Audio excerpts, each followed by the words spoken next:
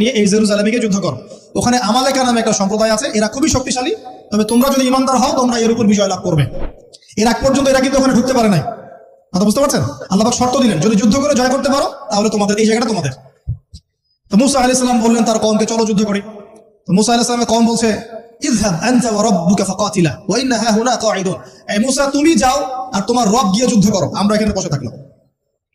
কথা কি বুঝতে পারেন নাই? মানে এরা কোন কওম? ওই যে ফিরআউনকে ডুবে মরতে দেখেও বিশ্বাস করে না, বাছুর পূজা শুরু করে, আল্লাহ পাক একটার পর একটা নিদর্শন দেখান তাও অস্বীকার করে।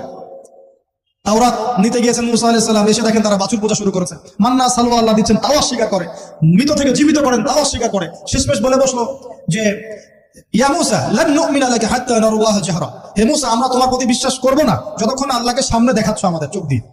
এটা সেই জাত যে নবীদেরকে এত কষ্ট দিয়েছে।